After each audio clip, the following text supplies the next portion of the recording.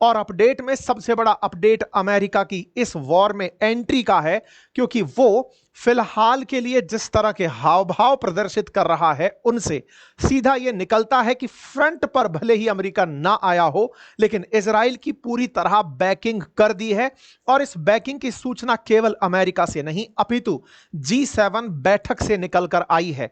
America अगर Israel के पीछे खड़ा है तो G7 की इतनी मजाल नहीं थी कि वो अमेरिका के इतर जाकर कोई बयान दे। यही कारण है कि G7 कंट्रीज ने भी इजराइल की बैकिंग कर दी है, ईरान के खिलाफ खड़े हो गए हैं। ऐसे में बड़ा सवाल यह है कि ट्रंप ने अब जो ताजा धमकी दी है उसे पावर टैक्टिक्स माना जाए या फिर ईरान पे होने वाले एक बड़े हमले की एक पूर्व सूचना मानी जाए। क्योंकि जिस तरह से माहौल बन रहा है उसे देखते हुए दो ही बातें लगती हैं कि इतना प्रेशर ईरान पर क्रिएट कर दो कि वो खुद नेगोशिएशन टेबल पर आकर बैठे और कहे कि हमारे साथ डील कर लीजिए, हम पूरी तरह न्यूक्लियर डिसमेंटल करने को तैयार हैं।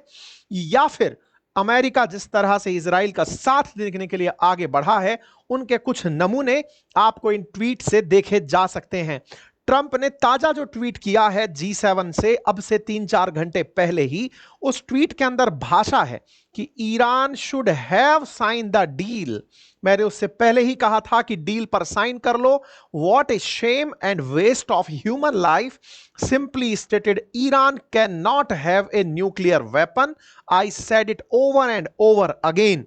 Everyone should immediately evacuate Tehran. साफ साफ और सीधे शब्दों में सब लोग जो भी ईरान के अंदर हैं या तेहरान में हैं वो देश छोड़कर निकल जाएं, क्योंकि ईरान न्यूक्लियर बॉम्ब नहीं रख सकता। इस तरह से अमेरिकी प्रेसिडेंट का बयान इतना मायने रखता है कि ये आने वाले समय में अगर तेहरान ने यानी कि ईरान ने समझौता नहीं किया तो जबरदस्त तरीके से तेहरान में डिवास्टेटिंग इंपैक्ट होगा। आप इसका अर्थ इस तरह समझिए कि ईरान के अंदर जो इंडियन एम्बेसी है उसने ट्वीट डालकर कहा है, ऑल इंडियन नेशनल्स और PIOs, person of Indian origins जो ईरान में हैं, who can move out of Tehran using their own sources are advise to move to a safe location outside the city. ये अब से 2-3 घंटे पहले का इंडिया का जो ईरान में एम्बेसी है उसका ट्वीट है। इसका मतलब ये मजाक नहीं चल रहा है। भारत ने अपने लोगों को जो ईरान में हैं उन्हें साफ कहा है जिस भी तरीके से आप बाहर निकल सकते हैं बाहर निकल जाइए, तेहरान में आप सुरक्षित नहीं हैं। अर्थात अब ट्रंप यानी कि अमेरिका इजराइल के साथ खैमने के खिलाफ आकर खड़े हो गए हैं और इसी के चलते एडवाइजरीज जारी की जा रही हैं। देखिए, मैंने अक्सर कुछ प्रोसेस ऑब्जर्व किए हैं, जब जब ऐसी एडवाइजरीज आई हैं उनका इंपैक्ट भीषण रहा है। मैं आपको कुछ पुरानी एडवाइजरीज दिखा देता हूं जो कि इन आसपास के देशों से जुड़ी हुई रही हैं। अच्छा, एक चीज और मैं आपको यहां पर बता देता हूं, निकलने से पहले कोई निकलने के लिए कहां जा सकता है। तो ईरान से पाकिस्तान जाने वालों का तो नंबर कुछ भी सुनाई नहीं दे रहा है, लेकिन Afghanistan, Turkmenistan, Azerbaijan, Armenia, Iraq और तुर्की, इनमें से सबसे ज्यादा जो रास्ते ऑप्ट किए जा रहे हैं लोगों के द्वारा वो आर्मेनिया, अजरबैजान और तुर्की वाले रास्ते हैं। इनमें से भी जो तेहरान के अंदर रहने वाले ईरानी हैं वो खुद तुर्की जाकर के शरण ले रहे हैं। ऐसी तस्वीरें निकल कर आ रही हैं। आप इन तस्वीरों को देखकर अंदाजा लगा सकते हैं, कई सारे बड़े हैंडल्स ने इस तरह की तस्वीरें शो की हैं जिसमें ईरान से लोग यानी तेहरान से लोग निकलकर भागते हुए कार से दिखाई दे रहे हैं। ये आज अर्ली मॉर्निंग की तस्वीरें हैं। जैसे ही प्रेसिडेंट ट्रंप ने डायरेक्शंस दिए कि तेहरान छोड़कर निकल लो, इसके बाद की कुछ इस तरह की तस्वीरें निकलकर आना शुरू हो गई हैं। आप इन तस्वीरों से एक चीज का अंदाजा अवश्य लगा सकते हैं और वो ये है कि इससे तेहरान में रह रहे ईरानियों को भी बड़ी चिंता हुई है। और मैं याद दिला दूं, जब जब अमेरिका ने अपने लोगों को मैसेज दिया है या दुनिया के लोगों को मैसेज दिया है उसके बाद कुछ जरूर हुआ है। फिर चाहे अफगानिस्तान का मसला रहा हो, जब अफगानिस्तान में तालिबान शासन में आने वाला था, या फिर यूएस के द्वारा यूक्रेन के अंदर अमेरिकन को टारगेट करके यह कहा गया हो कि वहां से निकलो। उसके कुछ ही देर बाद आप यहां पर देख सकते हैं 11 फरवरी को अमेरिका यूक्रेन में अमेरिकियों को कहता है और थोड़े ही दिन बाद 24 फरवरी के दिन रूस यूक्रेन के अंदर हमला कर देता है। मतलब एक तरह से यह समझिए कि अमेरिका जब जब मैसेज देता है, आप और भी उठाकर देखिए, तो सीरिया में भी इन्होंने ऐसे ही अपनी तरफ से यूएस सिटीजन्स को मूव करने के लिए कहा था। उसके तुरंत बाद सीरिया के अंदर रिबेल ग्रुप्स का कब्जा होता है और यहां के राष्ट्रपति निकलकर भाग जाते हैं। अब जो इन्होंने मैसेज दिया है वो तेहरान की आम जनता को भी दिया है। एक तरह से आम जनता को यह रियलाइज कराया जा रहा है कि आपसे हमारी कोई दुश्मनी नहीं है, आपके यहां पर जो खैमनेई बैठा हुआ है हमारी उससे दुश्मनी है। खैमनेई अगर मरता है तो सारी चीजें सेटल हो जाएंगी, अगर खैमनेई जिंदा रहता है और न्यूक्लियर वेपन बना लिया जाता है तो पूरे क्षेत्र में अस्थिरता आ जाएगी। अमेरिका बार बार और नेतन्याहू बार बार जनता को संबोधित करते हुए यही कह रहे हैं। इसके साथ साथ एक अपडेट और है साथियों, और वो ये है कि आज और कल यानी पिछला जो 16 तारीख है और आज की जो दिन है, इस दिन G7 की बैठक होनी थी कनाडा में। ट्रंप देर रात वहां पहुंचते हैं और अल सुबह वहां से निकलने का मैसेज आ जाता है कि ट्रंप यहां से निकल रहे हैं। ये थोड़ी ही देर इस मीटिंग में रुकते हैं, इन्हें फाइनल तक रुकना था लेकिन ये नहीं रुकते और निकलते समय ये कहते हैं कि कुछ अर्जेंट काम आ गया है, मुझे जाना होगा और मैं मानता हूं कि आप जानते होंगे कि अर्जेंट काम क्या है। इसका मतलब एक तरीके से ट्रंप ने इस G7 में आए हुए दुनिया भर के न्यूज चैनल्स को, न्यूज़पेपर्स को अपने इस मंच से यह इन्फॉर्म कर दिया है कि अमेरिका मिडिल ईस्ट में उतर रही, मतलब उछल रही जो अस्थिरता है उस पर क्या सोचता है।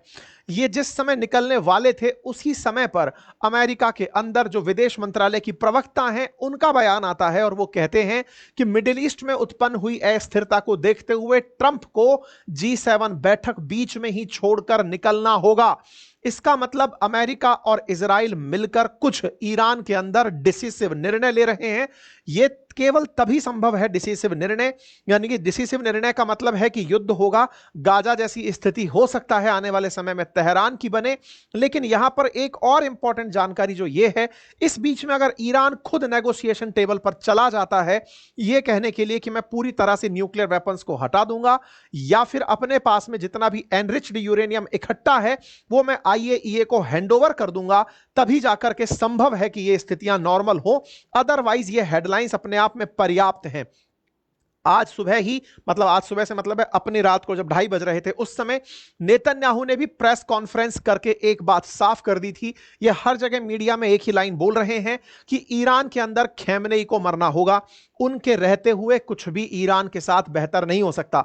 इन्होंने अपना अल्टीमेट दुश्मन अब ईरान के खैमनेई को सेट कर लिया है। अकॉर्डिंग टू हिम ईरान के अंदर खैमनेई का होना ही इस पूरे क्षेत्र के अंदर अस्थिरता का बड़ा कारण है, क्योंकि उन्हीं के रहते, उन्हीं के कालखंड में चाहे यमन हो, चाहे गाजा हो, चाहे हिजबुल्ला हो, हर तरफ से इजराइल के खिलाफ मोमेंटम खैमनेई के दौर में बना है।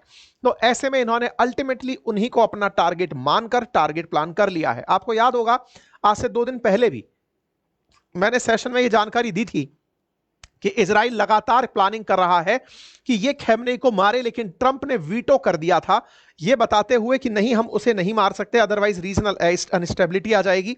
लेकिन नेतन्याहू फाइनली ट्रंप को मनाने में कामयाब हो गए हैं कि हमें खैमनेई को मारना होगा, बिना उसके ईरान में किसी भी प्रकार से स्थिरता नहीं आएगी। अब आप सोच रहे होंगे जब इतनी बड़ी स्थितियां उत्पन्न हो रही हैं तो फिर पाकिस्तान का क्या होगा। आपको याद है कल मैंने एक सेशन किया था और उस सेशन में मैंने एक जानकारी दी थी कि पाकिस्तान ने इजराइल के खिलाफ बयान देते हुए ईरान के साथ सॉलिडरिटी शो करने का कहा है।